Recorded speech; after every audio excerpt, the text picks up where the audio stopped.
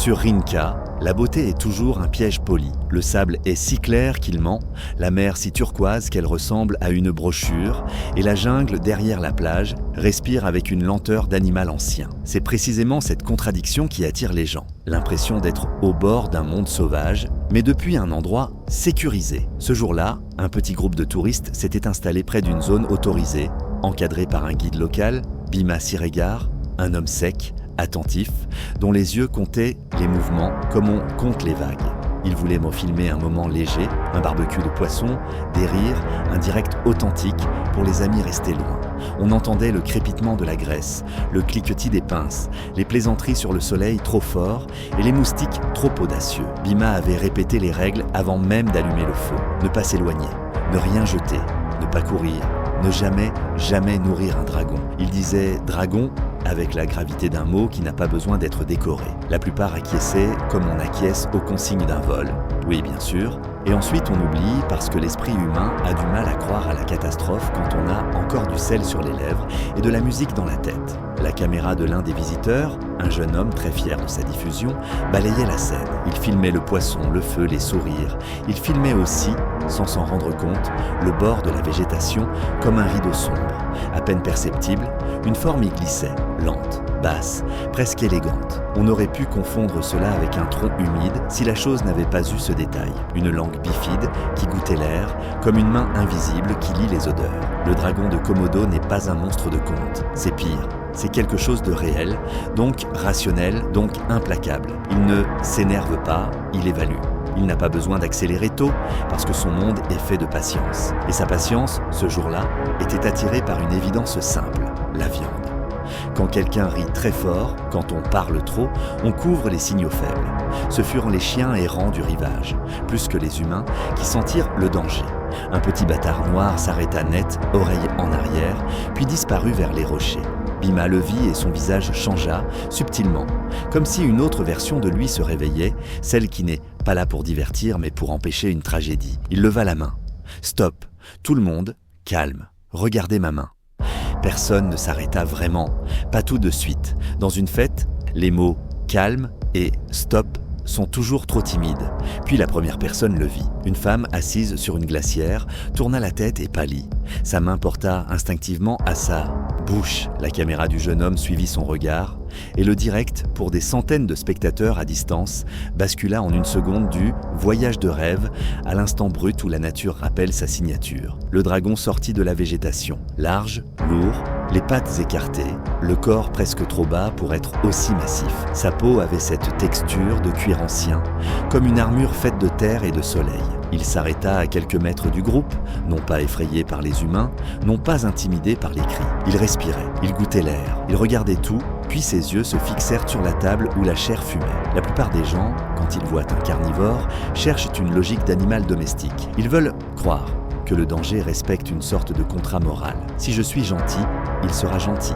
Un homme tenta de faire cette erreur, la plus ancienne et la plus tragique. Il prit un morceau de viande brûlante avec la pince, tendit le bras et eut même un sourire nerveux, comme si ce geste allait détendre l'atmosphère.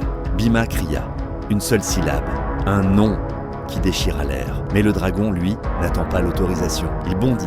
Ce bond n'a rien à voir avec la vitesse d'un guépard. C'est un déplacement court, brutal, une explosion de muscles qui transforme une distance acceptable en contact. La mâchoire claqua sur l'avant-bras tendu. Le direct capta l'instant avec une clarté insupportable. Le bras qui disparaît dans la gueule, la pince qui tombe, la peau qui se tend, l'homme qui hurle comme si son cri voulait reculer le temps. La panique fit le reste. Les chaises basculèrent, les gens coururent dans toutes les directions, exactement ce qu'il ne faut pas faire, parce qu'un mouvement de fuite excite le chaos. Le dragon tira, pas pour jouer, mais pour ancrer, pour déstabiliser. Et on vit alors le second danger, celui que les gens ignorent. Même sans tuer immédiatement, le dragon transforme la blessure en catastrophe. Parce que sa morsure n'est pas un simple choc, c'est une promesse de déclin si l'on ne réagit pas vite. Bhima ne courut pas, il se plaça. Ce n'est pas de l'héroïsme romantique, c'est de la technique. Il attrapa une torche déjà allumée, s'avança en biais, sans faire de gestes inutiles, et dirigea le feu vers le museau de l'animal, pas pour le brûler, mais pour le saturer d'une sensation qu'il n'aime pas et qu'il comprend. Danger immédiat, inconfort, Obstacle. Le dragon lâcha une fraction de seconde, énervé, puis chercha à reprendre. Bhima frappa le sol avec la torche, fit jaillir une gerbe d'étincelles et, d'une voix cassée mais ferme, cria au groupe de reculer lentement, de se regrouper, d'aider l'homme blessé sans tomber sur lui comme une foule. L'homme aux bras mordus s'effondrait, pâle, trempé de sueur. 2 touristes, qui tremblaient aussi fort que lui, réussirent pourtant à faire ce geste essentiel qui sauve souvent plus que les armes. Ils cessèrent de penser à eux, ils prirent une ceinture, comprimèrent au-dessus de la blessure, parlèrent au blessé pour l'empêcher de s'évanouir, lui répétant son prénom, lui répétant qu'il respirait, qu'il devait rester avec eux. Le dragon, repoussant le feu, tourna autour, vexé, puis recula vers la végétation. Et avant de disparaître, il jeta un regard qui traversa la caméra comme une lame froide. Pas de haine, pas de triomphe, seulement la certitude qu'il était chez lui. Le direct, en arrière-plan, n'était plus que cris, appel radio, et une phrase qui revenait comme un battement « Il est vivant, il est vivant ». Quand les secours arrivèrent, on retrouva le groupe en tas, dans le sable, serrés les uns contre les autres comme des naufragés. Personne ne parlait de vacances, désormais. Bhima, le visage noirci de suie, garda sa torche comme on garde une vérité. Le jeune homme qui filmait, lui, avait cessé de commenter. Sa caméra filmait encore, mais il ne cherchait plus une belle image. Il cherchait simplement à ne pas oublier. Plus tard, l'homme blessé survécut. Son bras resta marqué, son corps aussi, mais ce qui le frappa le plus, dira-t-il, ne fut pas la douleur. Ce fut le moment où 2 inconnus, tremblants autant que lui, s'étaient agenouillés pour le maintenir, et où le guide, au lieu de fuir, avait tenu la peur en lui donnant une forme. Et ainsi, au milieu d'une attaque, quelque chose de profondément humain resta debout, la solidarité immédiate, maladroite, mais réelle, celle qui surgit quand on comprend que la nature n'a pas de pitié, et que c'est précisément pour cela que nous devons en avoir. Padar, vu du ciel, ressemble à un animal endormi. Des collines sèches, des crêtes dentelées, des vallées qui s'ouvrent comme des côtes. La roche y est chaude, coupante, et la végétation si rare qu'elle laisse le sol nu, donc honnête. Ici, on ne se cache pas facilement. C'est pour cela que l'équipe scientifique avait choisi Padar, non pas pour provoquer, mais pour observer. Ils voulaient filmer, en direct, une séquence jugée rare et pédagogique. La nidification du dragon de Komodo, la protection du site, les comportements de défense, la manière dont une femelle gère son territoire. Le chef d'équipe, le docteur Marius Lenoir, parlait aux caméras avec une précision d'universitaire et une chaleur de conteur. Il expliquait les distances, les risques, les signaux. Il répétait que la science n'est pas une domination, mais une écoute. Pourtant, même les bons discours ont une faille, l'excès de confiance dans les protocoles. Ils avaient des drones, ils avaient des caméras thermiques, ils avaient des balises de recul, ils avaient une équipe de sécurité légère. Et surtout, ils avaient une certitude. Si l'on respecte la limite, tout ira bien. La limite, pourtant, n'est pas toujours un ruban visible. Parfois, c'est une pierre lisse au mauvais endroit. La femelle apparut dans le cadre du drone comme une statue vivante. Elle avançait lentement, la tête basse, puis s'arrêta et releva le museau, comme si elle sentait quelque chose de trop nouveau dans l'air. Le drone se rapprocha pour offrir un gros plan. La caméra capta l'œil de l'animal, brillant, immobile, et ce fut ce regard qui fit changer l'atmosphère, parce qu'il n'y avait pas dedans l'ignorance d'une bête. Il y avait une attention pure. Marius commenta, serein, qu'on voyait une vigilance maternelle. Il avait raison, mais la vigilance maternelle chez un prédateur est un pacte avec la violence. Le drone descendit encore, cherchant la meilleure image du nid. Un technicien, euphorique, murmura qu'on allait faire un record d'audience. Ce mot, audience, dans un endroit pareil, a quelque chose d'indécent. La femelle frappa. C'est un mouvement si rapide que l'esprit l'enregistre après. La gueule se referma sur le drone et l'image explosa en pixels puis se coupa. Le bruit, lui, resta. Un craquement sec comme un os qu'on brise. Un silence suivit, lourd, comme si la roche elle-même avait dit « assez ». On aurait dû s'arrêter là. On aurait dû se contenter de la leçon. Le territoire n'est pas une scène et l'objectif d'une caméra n'est pas une permission. Mais il existe toujours, dans les équipes humaines, cette impulsion fatalement rationnelle.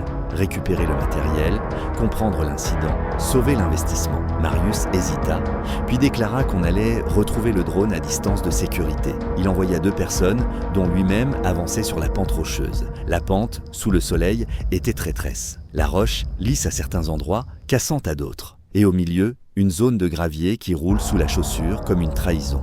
Marius posa le pied, glissa, tenta de se rattraper et bascula. Il roula, pas longtemps, mais assez pour franchir une ligne invisible. Il s'arrêta au bas d'un petit renfoncement, juste à la limite du périmètre du nid. La caméra au sol, portée par une collègue, capta son visage un instant. Une expression de surprise pure, puis la peur, puis cette honte immédiate qu'on ressent quand on comprend qu'on vient de faire l'erreur la plus simple. La femelle, elle, ne réfléchit pas en termes de malchance. Elle perçoit intrusion.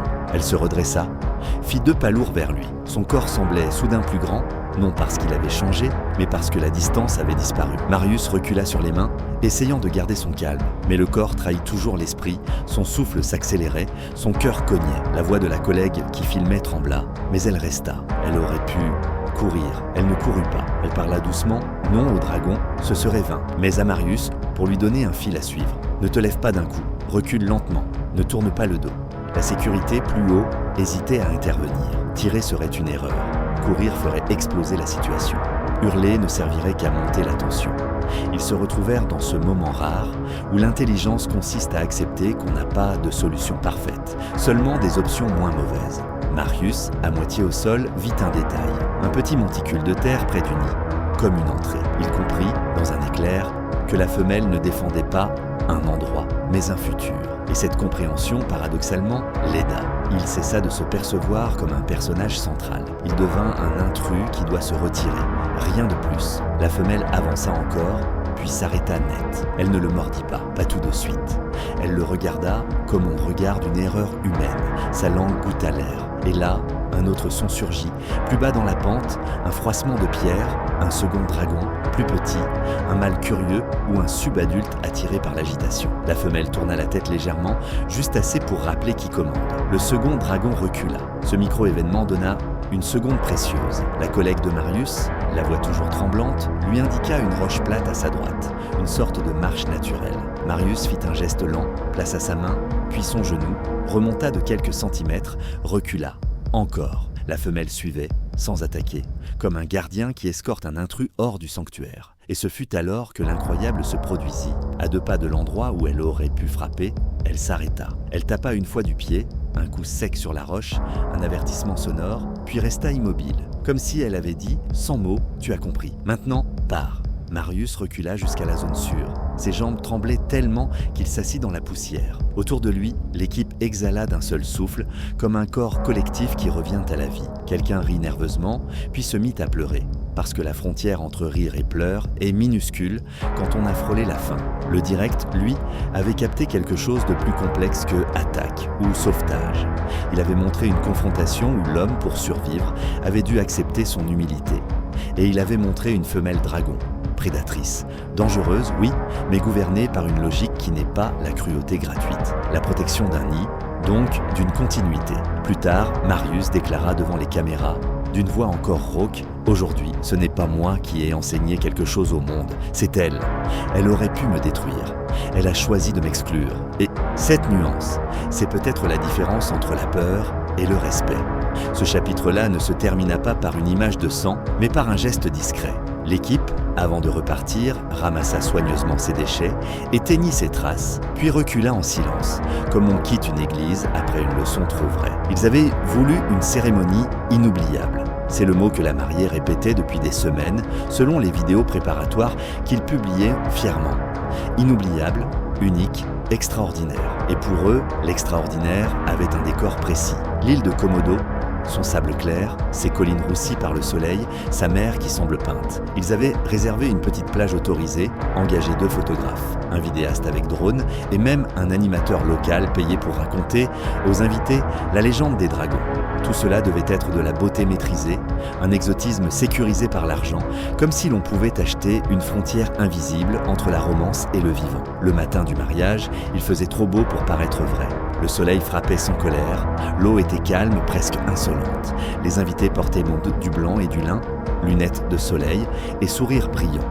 On entendait des bulles de champagne, des rires et surtout cette musique douce qu'on met toujours quand on veut signifier « rien de mauvais ne peut arriver ici ». Regardez comme tout est parfait. Le guide local, un homme nommé Arwan, répéta pourtant les consignes avec une gravité qui détonnait. Il montra les limites, les rubans, l'angle de la végétation. Il répéta comme un mantra, pas de nourriture à l'air libre, pas de reste, pas d'assiette posée sur le sable. Les dragons sentent, ils sentent tout. Ils sentent le sang, mais ils sentent aussi la graisse, le sucre, l'excès de confiance. La mariée l'écouta à moitié. Le marié hocha la tête trop vite. Le vidéaste, lui, souriait déjà à son drone comme si tout danger n'était qu'un effet dramatique à capturer. La cérémonie débuta. La mariée, dans sa robe blanche, avançait sur un tapis de toile posé sur le sable. Son voile flottait légèrement dans la brise. Le marié l'attendait près d'un petit hôtel décoré de fleurs tropicales. Tout était filmé en direct pour leurs proches à distance. Le drone montait, offrait un plan large, 2 silhouettes blanches au bord de l'eau, comme 2 points de lumière dans un tableau. C'est souvent ainsi que commence l'erreur.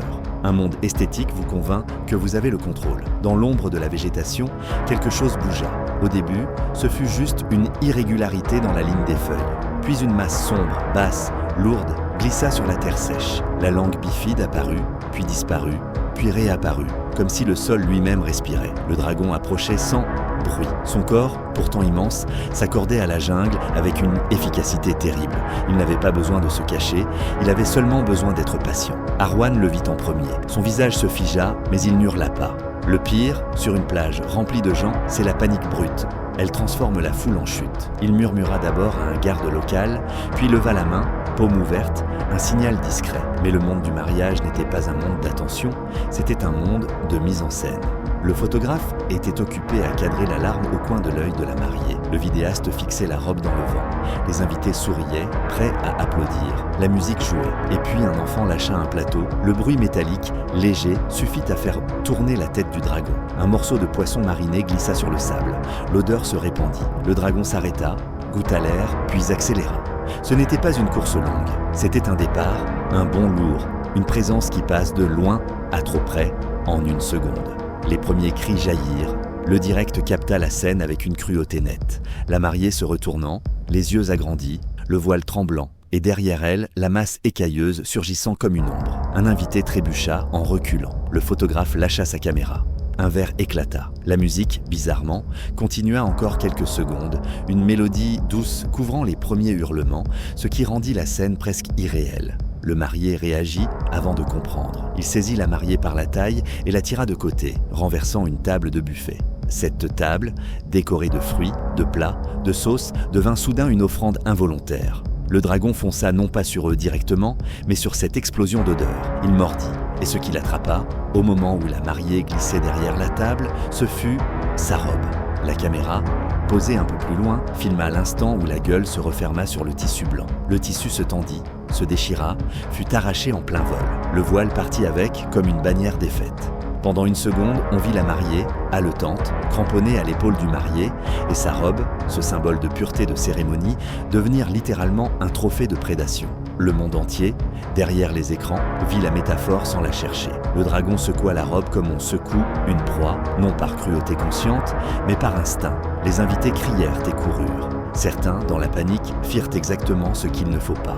Ils s'éparpillèrent dans la végétation, vers l'endroit même où l'animal se déplace avec avantage. Arwan hurla enfin, une voix d'acier. « Pas là, restez groupés, reculez vers la mer !» Des gardes locaux apparurent, bâtons et torches en main. L'un tira un coup de feu en l'air, pas pour tuer, mais pour casser l'élan. Le dragon s'arrêta, tourna la tête. Son regard n'avait pas la peur d'un animal domestique. C'était un regard d'évaluation. Puis, comme vexé d'être interrompu, il recula d'un pas et d'un autre, gardant la robe dans sa mâchoire, comme si partir avec cela était une manière de marquer le territoire. Le marié, à genoux dans le sable, serrait la mariée contre lui. Elle tremblait tellement que ses dents claquaient.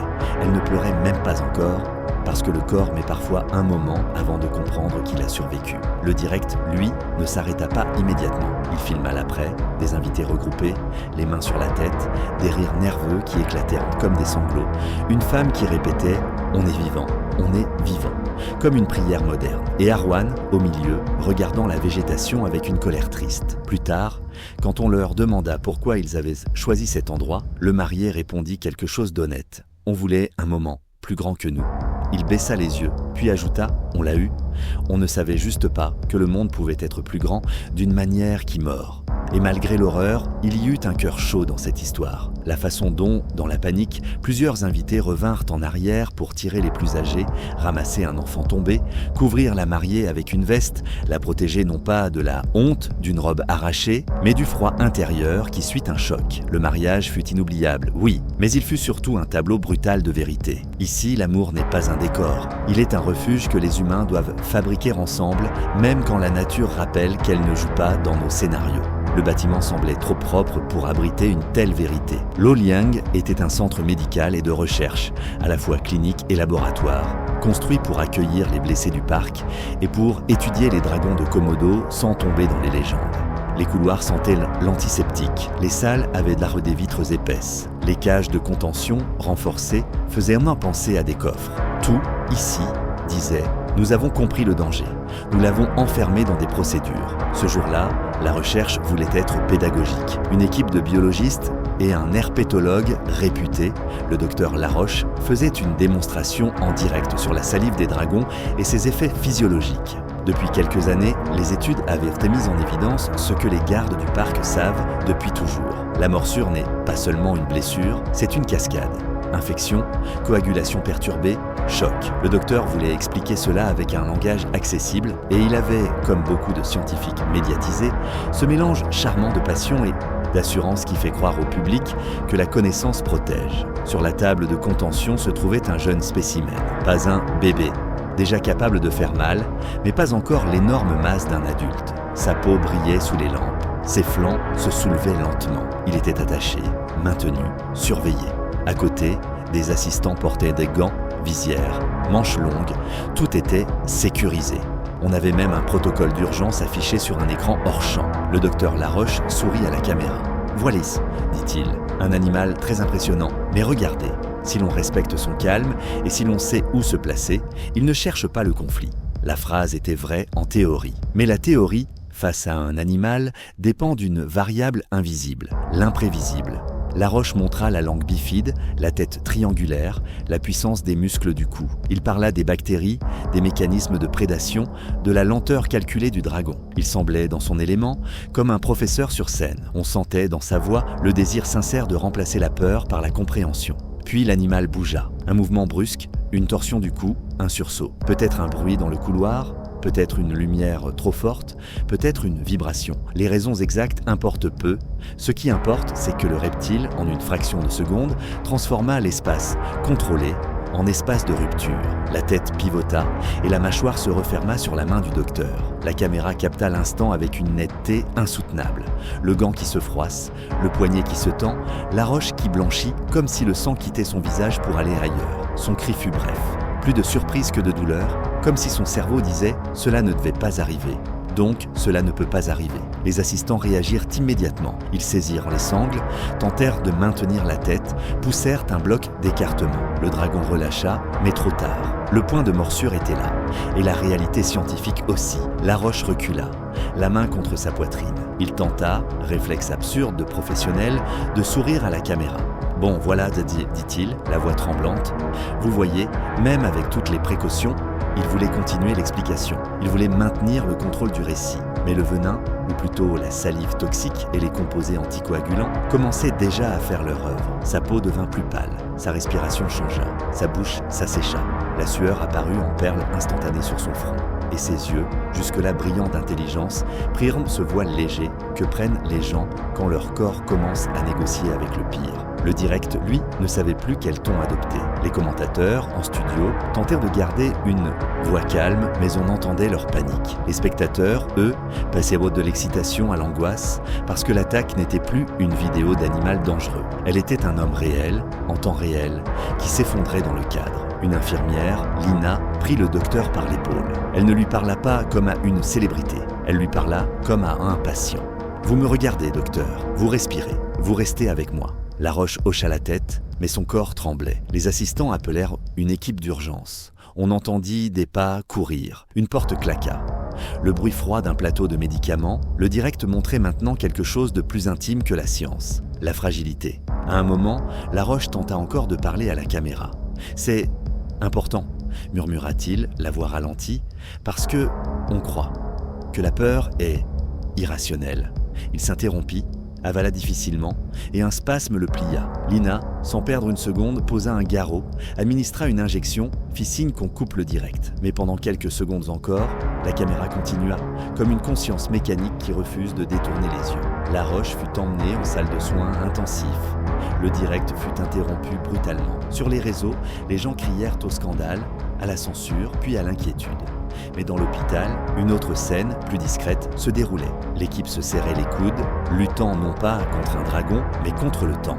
Laroche survécut, pas sans séquelles, pas sans nuit hantée par ce claquement de mâchoire. Mais il survécut, et quand il reparut plus tard, la main bandée, il ne se présenta pas comme une victime honteuse. Il parla avec une humilité nouvelle, et cela, étrangement, réchauffa les gens plus que toutes les démonstrations.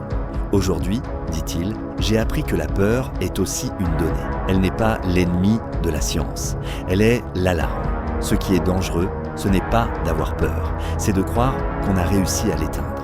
Ce chapitre-là, pourtant, ne se termina pas sur une morale froide. Il se termina sur un geste humain. Lina, l'infirmière, resta après son service, assise au bord du lit de Laroche, non pour parler, mais pour être là. Et Laroche, réveillé par moments, lui serra doucement le poignet de l'autre main, comme pour dire « merci sans mots ». Dans un monde où l'on filme tout, où l'on consomme même la peur, ce qui resta le plus fort de Lo Liang ne fut pas l'attaque en direct, ce fut la présence silencieuse après.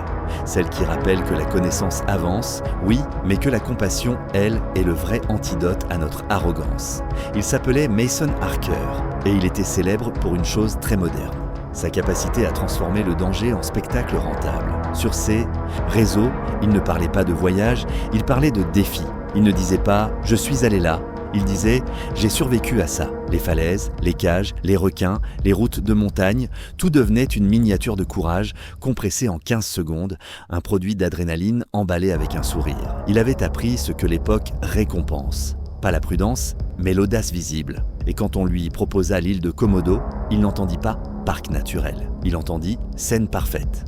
Le matin du tournage, Mason portait un short clair, un t-shirt de marque, et cette expression habituelle, moitié charme, moitié défi. Il plaisantait avec son caméraman, un ami nommé Jax, en disant qu'ils allaient casser Internet. Ils avaient un guide local, Nadi, silencieux, tendu, qui semblait arrêter son regard sur chaque détail, comme un homme qui compte les secondes avant une tempête. Nadi parlait peu anglais, mais il connaissait le langage universel du risque, les gestes. Il fit signe de rester sur le chemin. Il montra un panneau « Danger ». Il pointa la végétation et fit le geste du serpent. Puis il frappa du doigt le sol, insistant, comme pour dire « Ici, c'est leur monde ». Mason sourit, comme on sourit à une grand-mère qui s'inquiète trop. Il dit à la caméra « Ne vous inquiétez pas, j'ai fait pire ».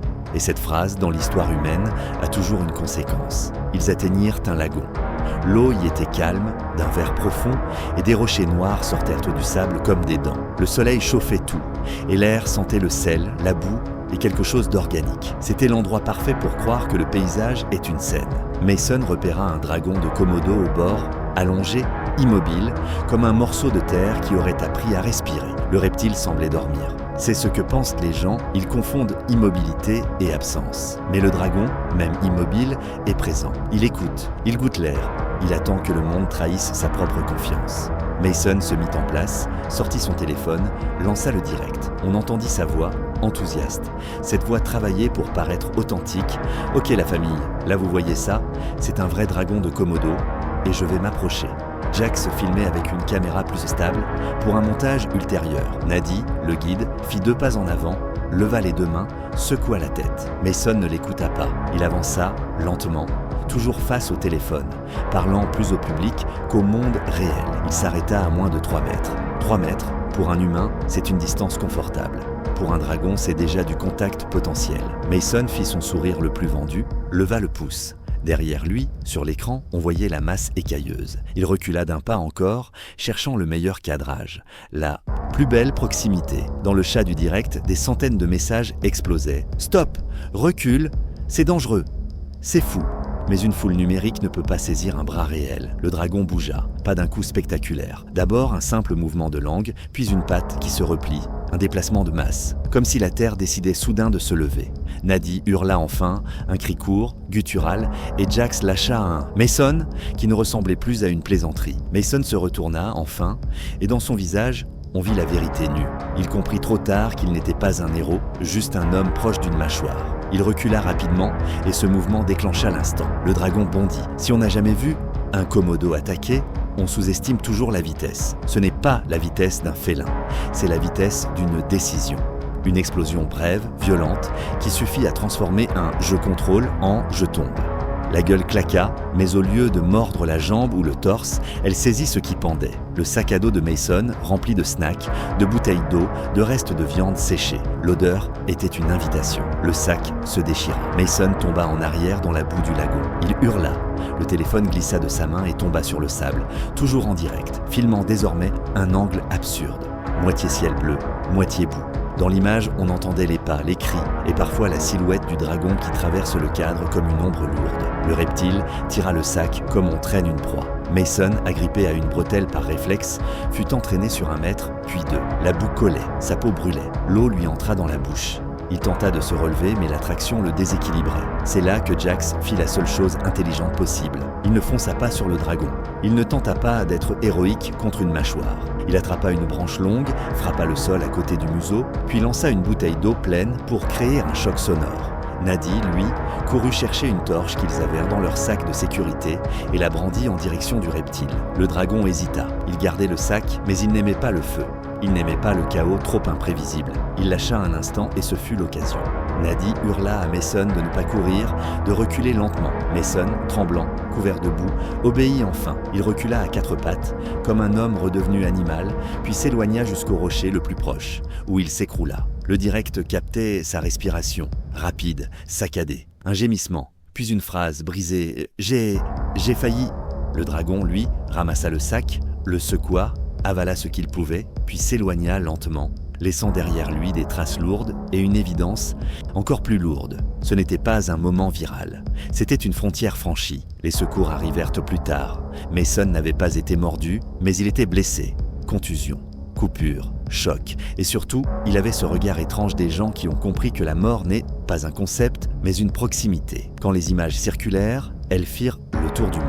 Les gens rirent d'abord parce qu'Internet rit souvent avant de penser. Puis, très vite, la honte collective apparut. On avait applaudi l'imprudence pendant des années, on avait payé l'audace en like, et voilà le résultat. Un homme presque dévoré par une idée. Mason, plus tard, publia une vidéo, cette fois sans musique, sans montage. Il ne jouait plus au bravache. Il dit seulement « Ne faites pas ça. Le monde ne vous doit pas un happy end. » C'était simple, et c'était peut-être, pour une fois, une vérité plus puissante que son spectacle. Les Rangers de Komodo ne parlent pas des dragons comme des touristes en parlent. Ils ne les appellent pas monstres, ni dinosaures, ni créatures fascinantes avec des yeux brillants. Ils les appellent par leur présence, comme on parle du feu ou de la mer, avec respect, avec fatigue, avec l'acceptation que certaines forces ne se domestiquent pas. Leur camp, à l'écart des parcours touristiques, était une petite constellation de cabanes en bois et de structures métalliques, protégées par des barrières basses, des lanternes et surtout par des habitudes.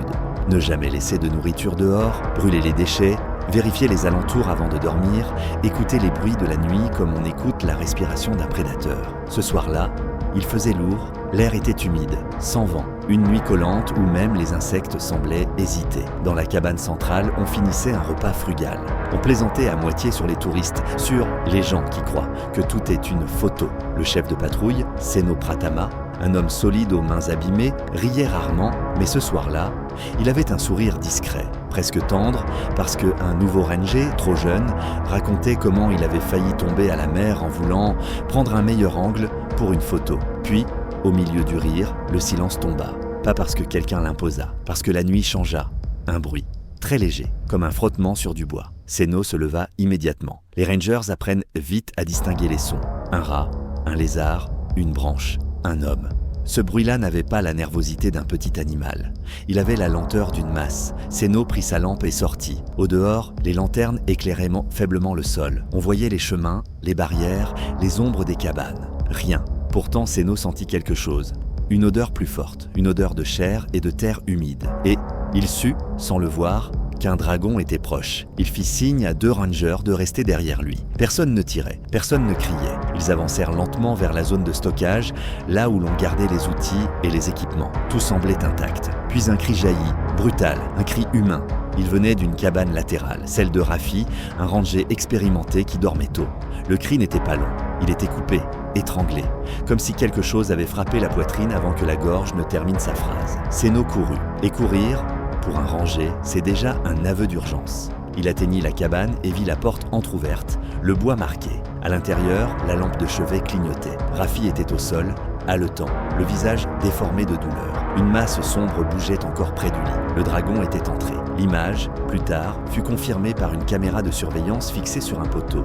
On vit l'animal tourner autour de la cabane sur plusieurs minutes, comme s'il testait. On le vit pousser la fenêtre avec son museau, renifler, revenir, repartir, puis enfin utiliser sa tête comme un bélier lent, répétitif, jusqu'à fragiliser un cadre. Ce n'était pas une attaque aveugle, c'était une stratégie. Et cette stratégie était terrifiante parce qu'elle ressemblait à du raisonnement. Dans la cabane, Seno tenta de faire reculer l'animal avec une torche. Le dragon hésita, recula d'un pas, puis revint, frappant du côté de la pièce avec une violence lourde. Une table se brisa.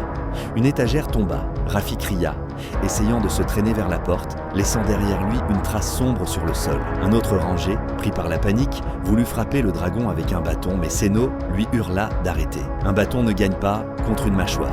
Un bâton peut juste vous rapprocher de la mort. Seno fit ce que les Rangers apprennent à faire quand la situation devient impossible. Il détourna. Il lança une grosse caisse d'outils vers l'extérieur, la faisant exploser dans un bruit métallique. Le dragon, surpris, tourna la tête. La torche s'approcha de son museau. La flamme l'échalèrent. L'animal recula, grogna, puis sortit de la cabane, lentement, sans fuir, comme un roi contrarié. Seno fit signe. « Sortez, Rafi, maintenant !»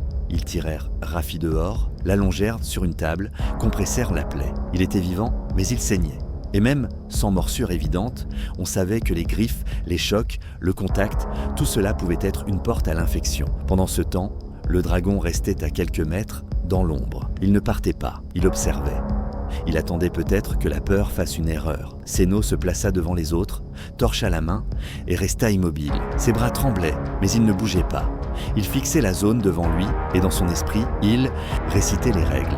Pas de course, pas de cris, pas de gestes brusques. Le dragon ne doit pas sentir un mouvement de proie. Longtemps, ils restèrent ainsi. La caméra de surveillance filmait la scène, mais on ne l'entendait pas. Et c'était justement cette absence de son qui rendait l'incident encore plus glaçant. Deux espèces, au milieu de la nuit, figées dans une négociation silencieuse. Puis, enfin, le dragon partit, pas en fuite, en retrait. Il disparut dans les buissons avec la lenteur d'un prédateur qui sait qu'il reviendra quand il voudra. Rafi fut évacué à l'aube, il survécut, mais il resta marqué, physiquement et dans les yeux. Au camp, le matin, personne ne parlait fort. Personne ne faisait de blagues. Il y avait ce silence particulier des survivants, celui qui ne vient pas de la tristesse seulement, mais de la lucidité. Les autorités proposèrent de déplacer le camp, de renforcer les barrières, de mettre plus de caméras, de sécuriser.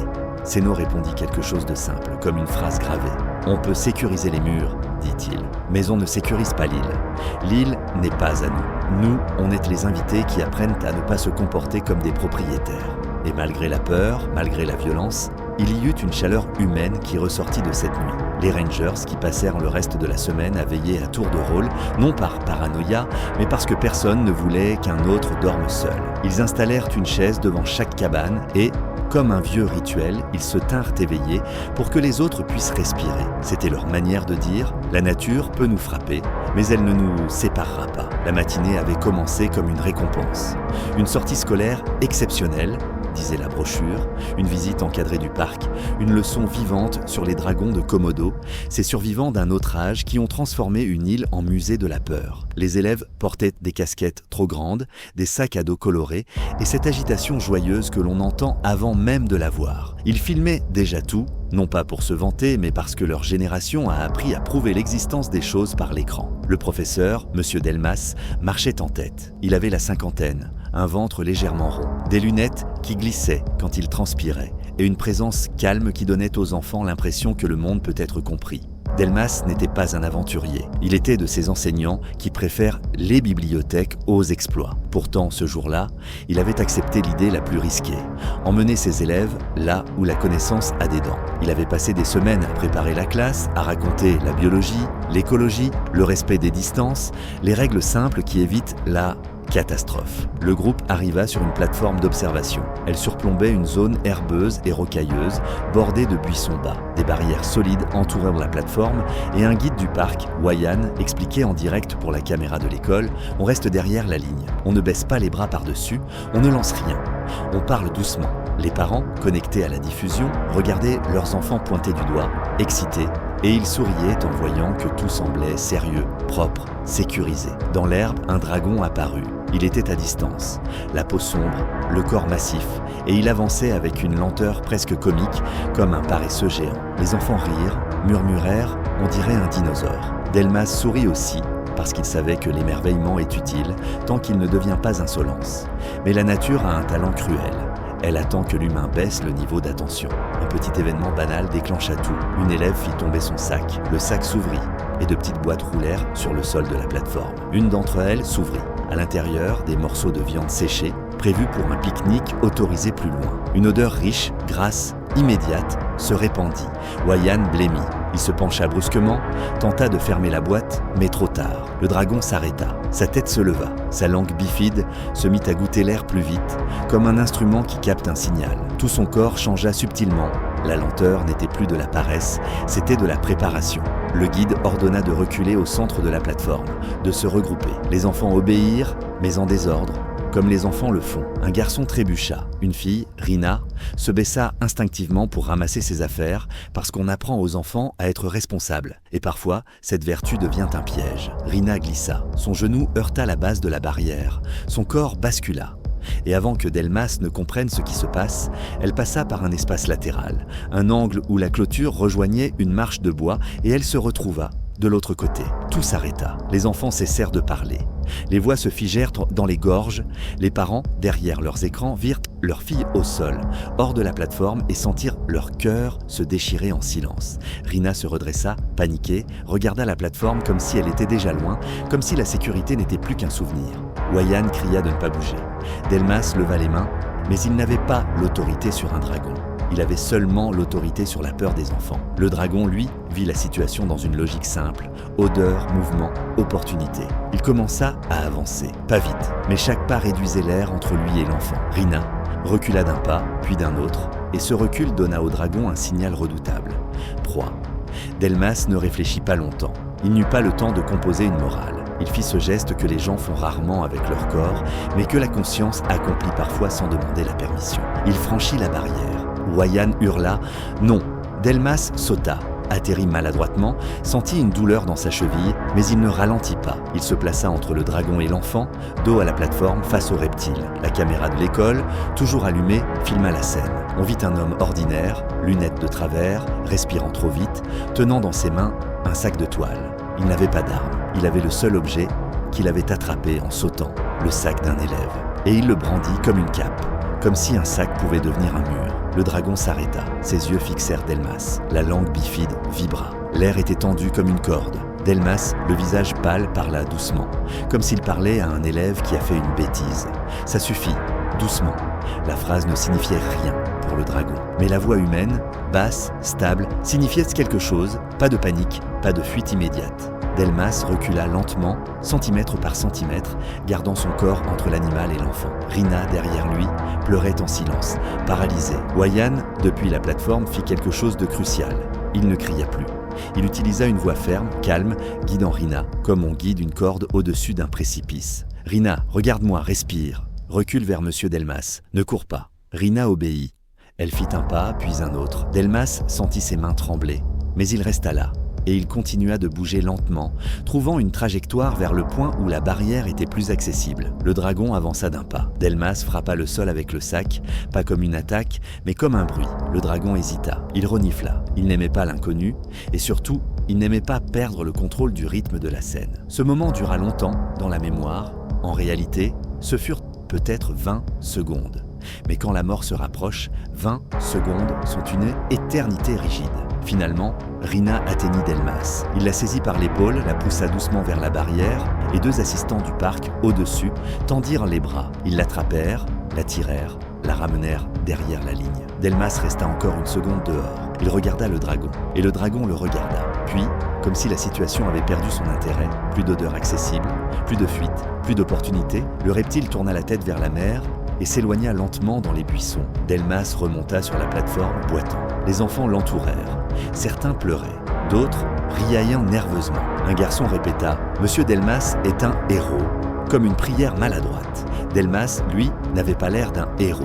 Il avait l'air d'un homme qui vient de découvrir ce que son corps accepte de faire quand un enfant est en danger. Le direct se termina sur une scène douce, Delmas assis, une bouteille d'eau entre les mains, Rina contre son bras, et le guide, Wayan, qui répétait d'une voix cassée « Vous avez bien fait de ne pas courir ». Le lendemain, tout le monde parla de courage. Delmas, quand on l'interrogea, refusa la glorification. « Je n'ai pas pensé, dit-il, j'ai juste vu une élève, et j'ai compris que si je restais derrière la barrière, je n'aurais jamais pu me regarder ensuite. » Et au milieu d'une histoire de prédateurs, c'est cette phrase-là, simple et humaine, qui réchauffa le plus, l'idée que la bravoure n'est pas un spectacle. Elle est une fidélité. Les pêcheurs de Flores ne raconteront pas leurs histoires tout comme les journalistes. Ils ne disent pas phénomène rare, ni anomalie, ils disent la mer voulait quelque chose.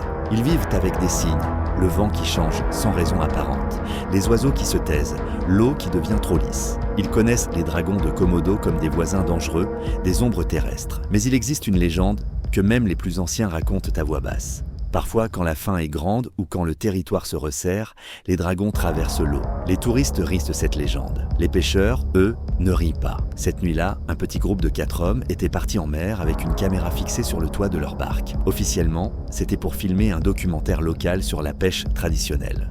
Officieusement, c'était aussi pour prouver à leurs enfants que leur travail avait une beauté. La caméra enregistrait en continu, et une petite installation permettait une diffusion en direct vers leur village, où les familles regardaient parfois, tard, comme on regarde un feu. Une présence rassurante. La mer était calme, trop calme. Une surface noire, presque vitrée, où la lune se reflétait comme un couteau. Ils jetèrent les cerces et les filets. Ils plaisantèrent faiblement. Puis le moteur s'éteignit pour économiser, et tout devint silence. Ce silence-là, en mer, n'est jamais vide. Il contient les distances, les profondeurs et l'humilité. C'est alors que la caméra thermique, utilisée pour repérer les bancs de poissons, capta une anomalie. Au début, ce furent 3 taches chaudes, loin derrière la barque, à la limite du cadre. Les pêcheurs crurent à des tortues, à des phoques, puis les taches grandirent. Elles se déplacèrent avec une trajectoire directe, un rythme régulier. La caméra zooma. Dans la lumière infrarouge, on vit quelque chose de pire qu'un animal, marin, des têtes hautes, pointues, et surtout ce mouvement caractéristique de la langue qui sort. Même dans l'eau, les dragons nageaient, pas maladroitement. Ils nageaient avec une lenteur efficace, la queue ondulant, les pattes poussant sous la surface. Leur corps semblait fait pour la terre, mais la mer les portait comme si elle les connaissait. Cette vision déclencha une peur primitive.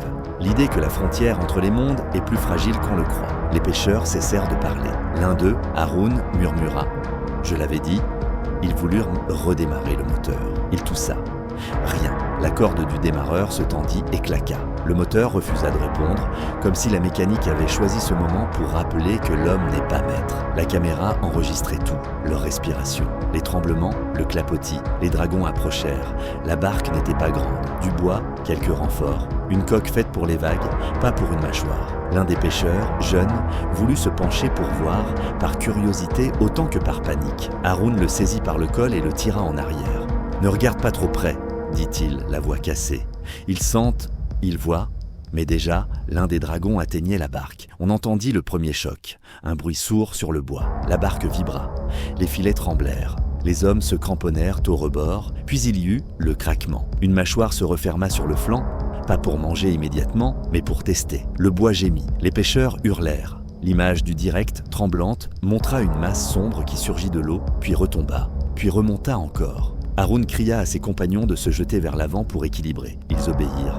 La barque pencha, un filet glissa dans l'eau, s'enroulant comme une trahison autour d'une cheville. Le jeune pêcheur tomba. Son cri fut aigu, déchirant. Et dans ce cri, les spectateurs du village, derrière leurs écrans, reconnurent sa voix. C'est cela qui rend un direct insoutenable. La voix n'est pas un personnage, c'est un fils, un frère, un père.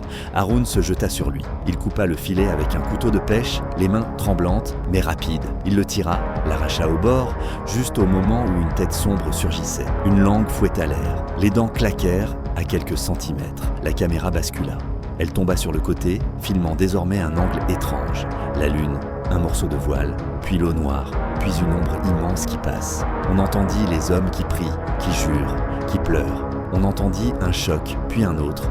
On entendit le bois se briser. Et brusquement, le silence. Pas un silence paisible. Un silence d'écran qui se coupe, de souffle qui manque. La diffusion s'arrêta. 2 jours plus tard, on retrouva la barque renversée, échouée sur une plage. La caméra, protégée par hasard dans un boîtier, fonctionnait encore. Les autorités regardèrent les dernières images, une séquence tremblante, puis à la toute fin, un plan fixe, terrifiant, un œil écailleux, brillant, immobile, extrêmement proche de l'objectif, comme si l'animal avait regardé le monde humain à travers sa propre fenêtre, 1 seconde avant de replonger dans l'obscurité. On retrouva 3 survivants, pas indemnes, pas silencieux non plus au début.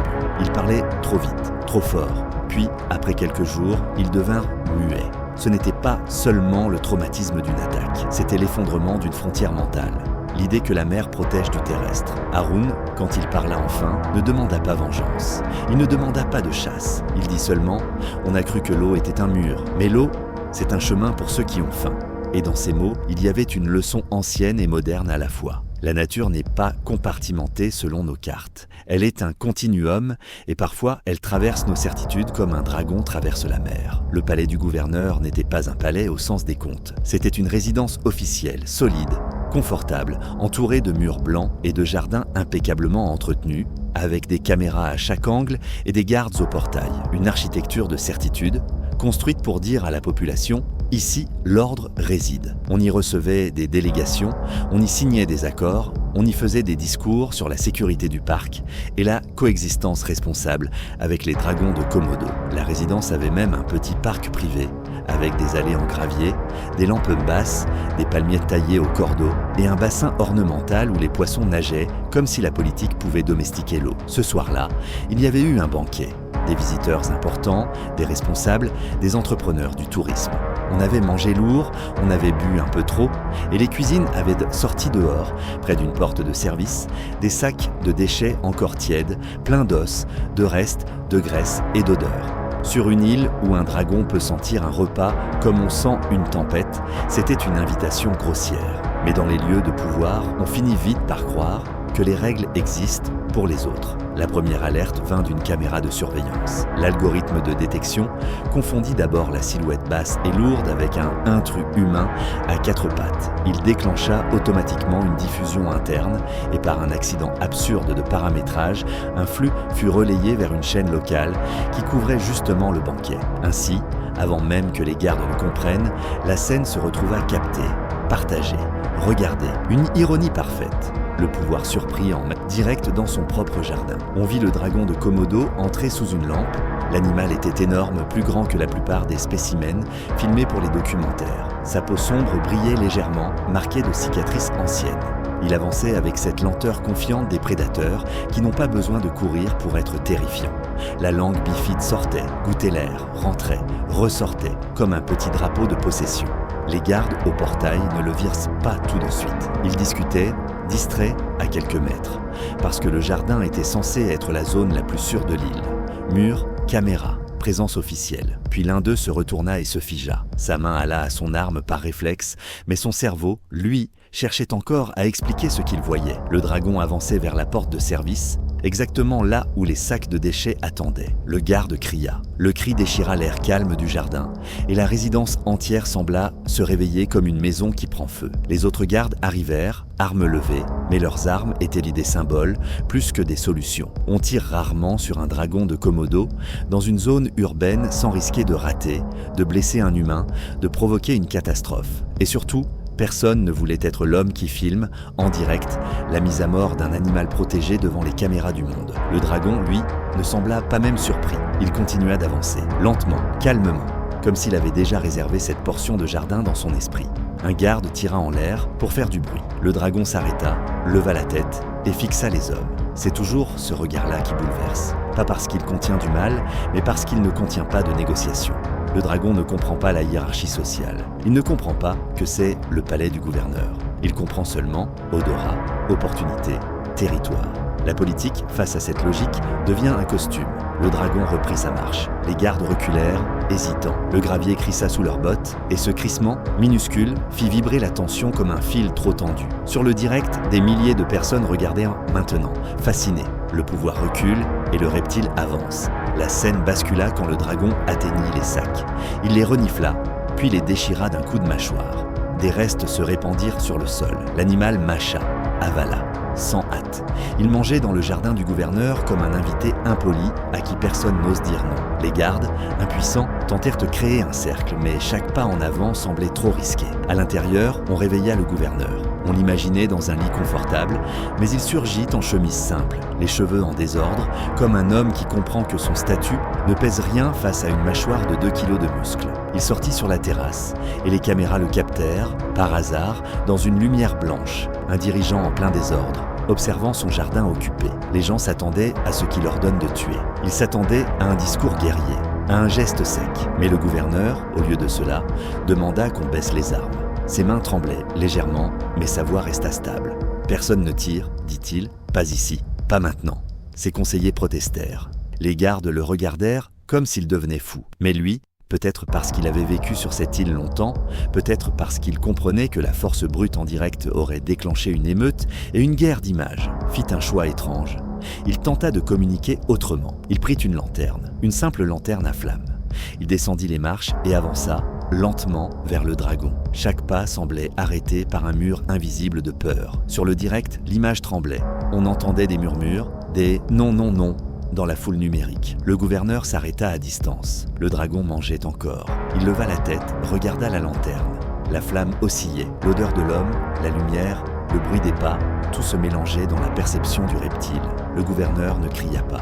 Il ne fit pas de geste brusque. Il resta immobile, tenant la lanterne comme un petit soleil privé. Le dragon, après quelques secondes, recula d'un pas, puis d'un autre. Il renifla encore, comme s'il jugeait si le repas valait l'inconfort de cette présence humaine calme. Puis, comme un roi repu, il tourna lentement le corps et s'éloigna vers l'ombre, disparaissant dans un coin du jardin d'où il avait probablement trouvé un passage. Le direct captura l'instant où le gouverneur, toujours immobile, relâcha enfin l'air de ses poumons. Le lendemain, le monde se moqua un moment, le gouverneur chassé de son jardin. Mais très vite, un autre sentiment monta, le respect étrange pour la maîtrise de soi.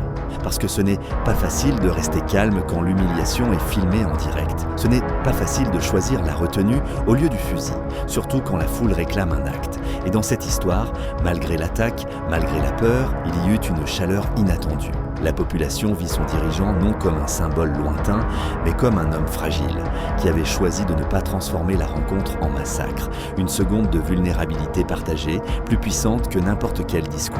Le temple n'était pas grand, mais il était ancien. Il se trouvait à l'intérieur des terres, au milieu de collines sèches, entouré d'arbustes et de pierres. On disait qu'il avait été construit bien avant les routes, bien avant le tourisme, quand les habitants vivaient encore au rythme des saisons et des légendes.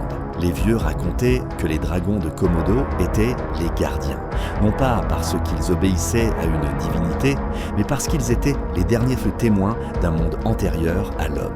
Chaque année, une cérémonie avait lieu. Pas un grand festival, une veillée discrète. Des moines, des habitants, quelques visiteurs autorisés. On allumait des lampes à huile, on brûlait de l'encens, on chantait doucement. On demandait la protection, la pluie, le courage. Surtout, on demandait quelque chose de simple. Que la frontière entre le sanctuaire et la jungle reste intacte. Cette année-là, un documentaire avait obtenu l'autorisation de filmer. Une équipe étrangère, très respectueuse sur le papier, avait installé des caméras discrètes, des micros à distance, des lumières faibles. Le réalisateur, Eliane Morand, répétait partout qu'il voulait montrer la spiritualité sans la violer. Il avait même demandé qu'on filme en lumière naturelle autant que possible. Les moines avaient accepté, prudemment, parce qu'ils pensaient que partager leur rite pouvait apporter du respect au lieu de la curiosité vulgaire. La nuit tomba. Le temple, éclairé par des flammes, semblait flotter dans l'obscurité. Les chants montaient, doux, répétitifs, comme une respiration commune. La caméra principale filmait la porte du sanctuaire, ouverte, révélant une statue simple. Des tissus, des offrandes modestes, du riz, des fruits, des fleurs. C'est là que l'erreur, minuscule, presque invisible, apparut. Les offrandes alimentaires. Pour les moines, l'offrande était un geste symbolique. Pour la nature, c'était une odeur. Et l'odeur, dans la nuit, voyage loin. À un moment, le son changea. Ce fut une variation subtile dans les insectes, une pause dans leur chant, puis un bruit de frottement sur la pierre, très léger. Les moines continuèrent de chanter, mais certains visages se tournèrent instinctivement vers l'extérieur. Ils connaissaient ce langage du sol. Ils savaient que la jungle ne s'approche pas sans intention. Le réalisateur, derrière sa caméra, sentit une tension, mais il ne bougea pas. Il filma, parce que c'est son métier. Et parfois, le métier est une manière de se protéger du réel. On tient l'objectif comme on tient un bouclier. Puis, dans le cadre, une silhouette apparut. Un dragon de Komodo, énorme, émergeant de l'ombre au bas des marches. Sa peau brillait faiblement sous la lumière des lampes. Il monta une marche, puis une autre, lentement. Sa langue goûtait l'air. Derrière lui, un second apparut, puis un troisième. La cérémonie continua encore quelques secondes, comme si le cerveau collectif refusait d'accepter ce qu'il voyait.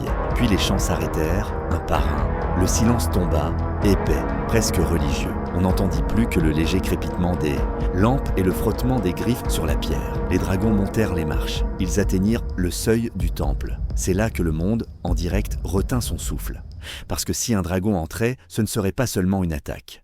Ce serait un sacrilège filmé, une profanation qui brûlerait la mémoire du lieu. Le premier dragon s'avança, posa une patte sur la pierre du seuil, puis s'arrêta. Il renifla longuement, sa langue vibra. Son œil, brillant, fixa l'intérieur. On aurait dit qu'il évaluait la lumière, les tissus, les humains immobiles comme des statues.